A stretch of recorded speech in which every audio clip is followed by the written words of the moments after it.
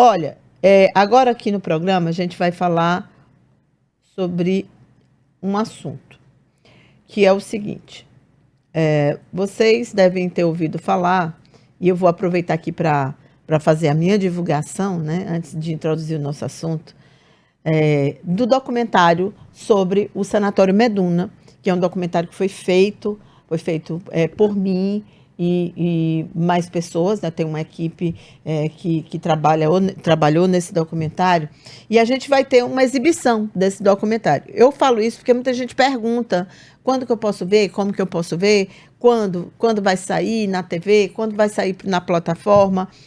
A gente está na fase de lançamento e no dia 3 agora, semana que vem, quarta-feira, a partir das 3 horas da tarde, nós vamos ter uma exibição do Meduna, do filme Meduna, lá no Sesc Cajuína, lá no cinema do Sesc Cajuína, exatamente onde foi o pré-lançamento. É como parte da programação da Felipe, que é a Feira da Literatura do Piauí. É uma das programações que estão lá na Felipe, né? A gente cedeu os direitos do filme para que ele pudesse ser exibido lá, e depois a gente vai fazer um debate sobre a obra e também sobre o audiovisual no estado do Piauí, mas principalmente sobre a obra, sobre o significado desse sanatório, o que ele significou para a Teresina, para o Piauí. Dito isto, eu vou introduzir aqui a nossa entrevistada, que é a Antônia Sepúlveda. Ela é administradora de empresas, e a Antônia, que está conosco aqui no estúdio, a gente já vai mostrar aqui a Antônia, ela também é responsável pela catalogação, por deixar numa ordem lógica todo o acervo do médico Clidenor de Freitas Santos e do Sanatório Meduna. Imagine o trabalho da Antônia, o tamanho desse trabalho. Por que que é um trabalho grande? Porque, primeiro, o próprio acervo do Dr. Clidenor já é gigante. São milhares de livros e peças. Eu vou mostrar para vocês aqui, enquanto a gente posiciona, e estamos fazendo isso nesse momento, a Antônia aqui no nosso estúdio. Esse aqui é parte do acervo, somente livros. Eu vou mostrar aqui só livro, né? Porque assim, tem muita coisa. Aí assim, vou precisar, porque se fosse só eu, dava certo, né? Mas a gente precisa que a internet ajude, e nem tem Alexandre de Moraes atrapalhando aqui, não. Para que a gente possa exibir os vídeos, né, que temos aqui para exibir, mas ela não vai deixar. Então, como ela não vai deixar, a gente não vai mais perder tempo. Antônia, bom dia. Me fala, então, primeiro, há quanto tempo que você trabalha nesse arquivo, e se você já tem uma ideia do tamanho desse arquivo, assim, de quantos livros, quantas peças, quantos documentos que você tem lá para catalogar, para deixar numa ordem lógica que possa ser utilizado depois. Todo esse acervo, a gente vai falar sobre isso, foi doado e vai poder ser disponibilizado. Cíntia, eu já estou há 1 ano e meio no arquivo do Meduna, né? Porque quando eu cheguei no arquivo, eu não tinha assim, ideia do que significava aquilo ali, né? E foi um trabalho de formiguinha, né?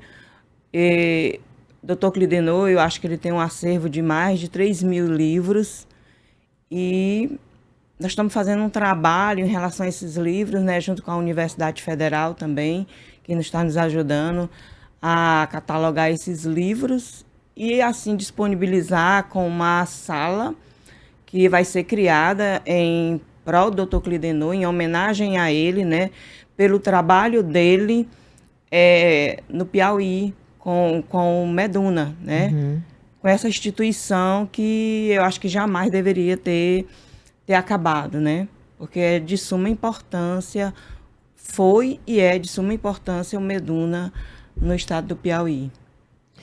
Eu estou conseguindo aqui mostrar algumas algumas das imagens, né? Porque não dá nem para fazer tudo, mas não dá nem para colocar tudo, mas 3.000 livros, eu posso dizer para vocês que é a maior biblioteca do Piauí, particular. Não tem, eu não conheço nenhuma outra pessoa que tenha tido uma biblioteca tão grande. E todo esse material estava com o Dr. Clidenot. Ele morreu em 2001, né? Foi em 2001, 2010. 2010. Ele morreu em 2010.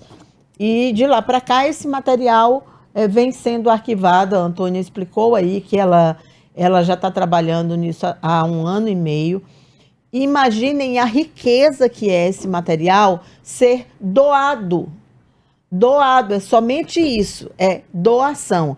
E agora, depois de algum tempo tentando, se conseguiu com a Universidade Federal, que vai, enfim, abrigar esse acervo. Além dos livros, Antônia, você tem toda a parte de documentação do Meduna, que inclusive foi usada pela gente no filme, né, no documentário, na elaboração Sim. do documentário. A gente mostrou muitas imagens parte desse acervo do Meduna, né? Sim, temos sim. Além dessa parte, né, de catalogação dos livros, nós temos também a parte documental mesmo, né, de dos pacientes. Nós temos os prontuários, nós temos o primeiro aparelho, né, que foi criado no Brasil pelo Dr. Clidenot. De eletrochoque. De eletrochoque. Então, a gente tem todo esse acervo guardado com muito cuidado, né? A universidade, ela vai ter a guarda de toda essa documentação, que é importante, com a criação dessa sala do Dr. Clidenot. Já tem data, Antônia, de quando vai acontecer? Nós estamos aí prevendo que até o final de novembro, por aí assim, a gente consiga fazer essa homenagem a ele, né? Porque, olha, para quem não sabe, o médico Clidenot de Freitas Santos foi o primeiro psiquiatra do Piauí.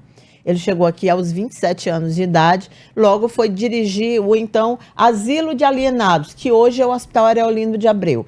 E depois, lá no Asilo de Alienados, ele modernizou aquele asilo. Pra vocês terem uma ideia, quando ele chegou, as pessoas eram acorrentadas lá. Usava-se corrente para prender os doentes mentais. Não havia o uso de técnicas científicas. Era o seguinte, jogava as pessoas lá, ficavam afastadas do convívio, porque tratamento de doença mental sempre foi assim, tira de longe do convívio da sociedade. A gente não quer saber, vamos esconder. Aqui no Piauí, tinha historicamente, e ainda algumas casas mantêm isso, né, porque são casas que, sobretudo no interior, ainda são utilizadas, o quarto do louco.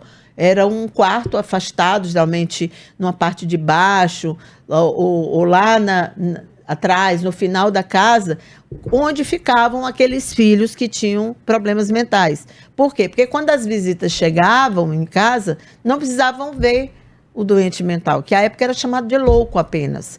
E essas pessoas ficavam no chamado quarto do louco. Ainda tem algumas casas assim, em Oeiras, por exemplo, tem várias casas com o chamado quarto do louco. E aí o Clidenot, como esse psiquiatra que chegou, né, com conhecimento científico, começou com esse projeto de fundar o Meduna. Foram 10 anos para que ele fundasse o Sanatório Meduna, e depois o sanatório ficou aí e hoje faz parte da história do nosso estado.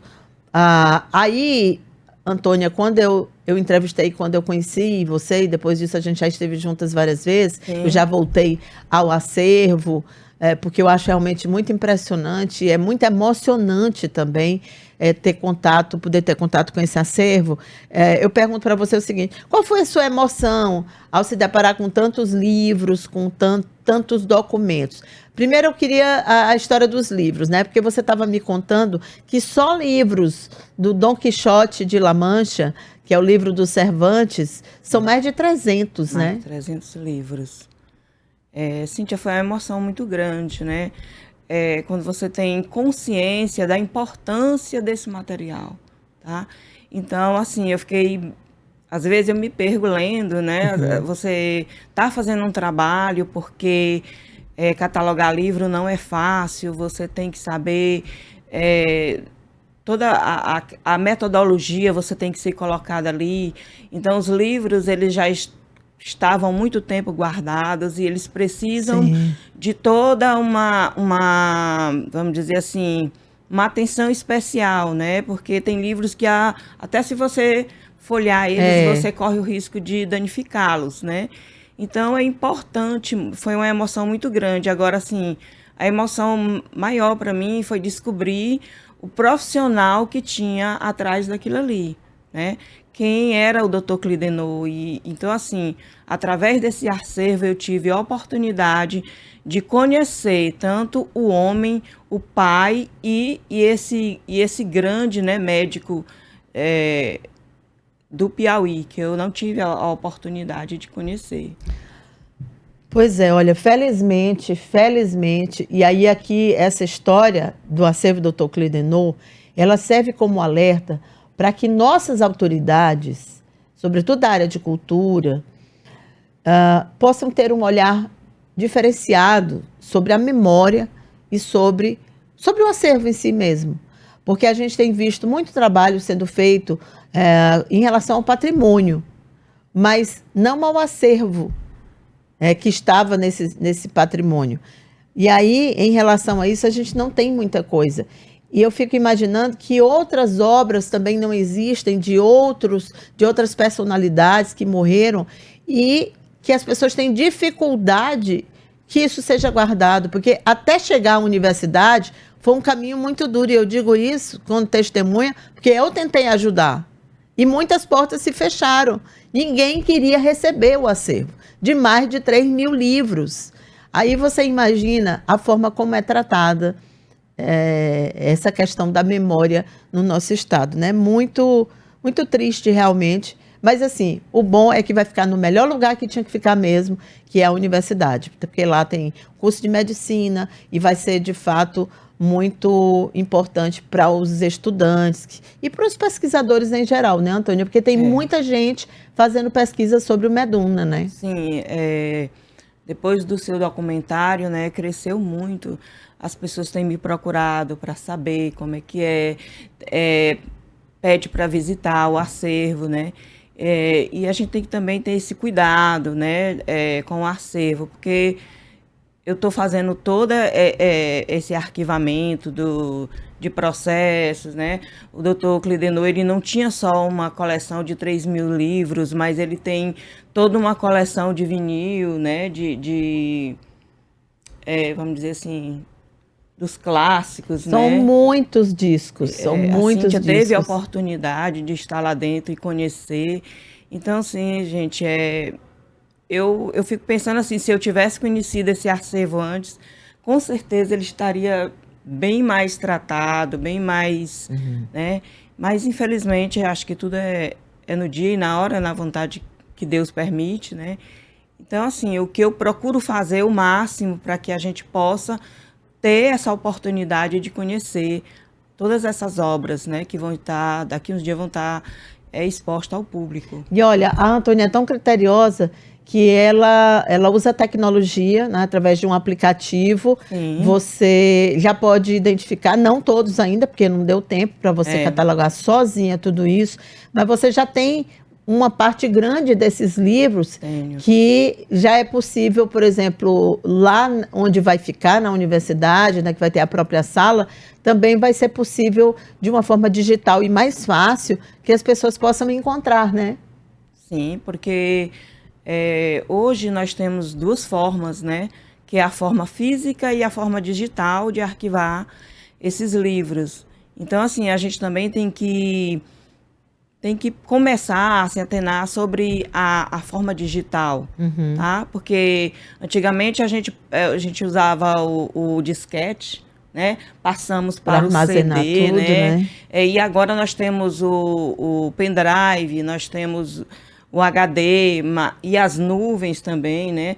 Vamos ter a nosso favor também a inteligência artificial, Eu estava fazendo um estudo agora recentemente sobre a robótica, que ela vai entrar em ação também na parte dos arquivos, e nós vamos ter os robôs a nosso favor, né? Então, assim, a tendência de crescimento é muito grande, mas o que eu vejo também é que as pessoas, os nossos empreendedores, os empresários, eles não ainda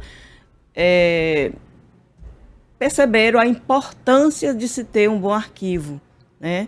Porque o arquivo, ele é para toda a vida. Ele vai te ajudar. A organização, hoje em dia, ela é fundamental, não só dentro das empresas, mas como dentro da sua casa. Então, isso vai agilizar os processos. Muito bem, olha, tem uma pessoa aqui, que é o Ribamar, perguntando se o acervo foi doado pela família e qual é a relação da família com o acervo deixado. O acervo é da família. A família contratou a Antônia para fazer esse trabalho e a família foi que fez a doação para a universidade, né? Vai ser feito um termo, então, assim, é tudo legalizado e a universidade vai ter também os seus deveres para com esse acervo. Além disso, também vai criar lá num determinado espaço, em algumas das bibliotecas da universidade, uma sala específica em homenagem. Nada mais justo que ele seja homenageado, já que ele nos presenteia com todo esse acervo muito incrível de livros. Eu acho que de tudo que eu vi sobre o Dr. Clidenot, e ele era uma pessoa realmente muito interessante, eu não me canso de me surpreender com ele. Eu voltei ao acervo há uns 15 dias atrás, né, Sim. Antônia? E olhando alguns livros, eu encontrei lá, eu acho que a gente tem até num desses vídeos aí, vários livros de Simone de Beauvoir. E ele lia Simone de Beauvoir. Para vocês terem ideia de o quanto ele era culto e de quanto ele não tinha preconceito com leitura. Aí você tem tudo sobre a história da América Latina, tem muito material em francês, em inglês. Ele falava várias línguas. As edições de Dom Quixote, essas 300 edições que a Antônia está conseguindo catalogar, elas estão em várias línguas e são edições, algumas muito luxuosas também. Tem muitos livros de arte. Quando a gente vê o acervo, é mais ou menos como a gente tentar entender a mente daquela pessoa que é dona desse acervo. Pela biblioteca se conhece a pessoa. Então, por essa biblioteca, a gente tem um pouco a ideia do que era. Alguém que estava sempre buscando aprendizado, era muito curioso. E eu acho realmente muito incrível que um psiquiatra, que alguém que viveu uma outra década, né, numa outra realidade, tivesse tanto interesse no feminismo. A gente tem um dos vídeos aí, com certeza. Eu já até vi hoje aí, se a gente pudesse botar, que aparecem uns livros da Simone de Beauvoir. E são vários, não é só um, não. Eu vi vários livros dela. A filosofia de Spinoza, muita coisa realmente. E aí a gente tem um pouco assim da ideia. Olha só, tá aí, pronto. Os livros de Simone de Beauvoir que fazem parte do acervo, só para vocês entenderem melhor o tanto que esse homem era grandioso. Antônia, te agradeço. Primeiro, parabéns pelo seu trabalho. Você sabe que eu sou muito fã. Eu acho que você presta um serviço gigante para o Piauí. Não é só para a família, mas para o Piauí. Muito obrigada. Muito sucesso. Quero estar lá no dia da inauguração. Certeza. Dessa sala, e agradeço muito à família, a doação também. A família me fez uma doação de alguns livros, de algumas peças que eu pude escolher, então assim, eu fiquei muito feliz pela deferência. É sempre muito bom para um profissional que trabalha com um fato, coloca esse fato, tira esse fato do papel, coloca na tela e depois você consegue manter uma amizade com essas pessoas com quem você trabalhou. É muito importante, assim, eu fiquei muito feliz. E aproveito mais uma vez para convidar você, Antônia, e todos para assistirem à exibição dia 3 de setembro, agora às 3 da tarde, lá na programação do Felipe, da Feira do Livro, que vai acontecer lá no Sesc Cajuína. E para a gente fechar, vamos rodar aí o nosso trailer para estimular vocês. A gente tem também uma página no Instagram, Meduna o Filme, que você pode seguir. Lá também a gente vai te atualizar sobre essa sala Clidenor, sobre para onde vai o acervo, para que a gente possa também convidar vocês a participarem. Antônio, eu fiquei com uma dúvida. A estátua de Dom Quixote, ela vai também para a universidade? Ainda não sei, né? O Felipe vai decidir, eu estou aguardando ele esses dias. Tá certo. Mas aí eu vou te informando, te Tá mantendo bom. informada de tudo que vai acontecendo dentro do acervo. Tá bom, querida. Muito obrigada, então. Vamos Eu lá que ver o nosso agradeço. trailer. Tá. Bom trabalho. Obrigada. Tchau. Eu pedi para ir pro Meduna, porque eu achava mesmo que eu estava louca. Um pouquinho de raciocínio que eu tinha, eu estava louca. O que eu fazia era ficar deitado numa cama lá e amarrado. Depressão é a pior doença do mundo. Ela mata no silêncio. O primeiro aparelho de eletrochoque do Brasil foi construído em Teresina pelo Dr. Clidenor. Não deixa de mim não! Não deixa de mim não! Que eu não vou aguentar! Eu não vou aguentar! Eu me considero uma sobrevivente do Meduna.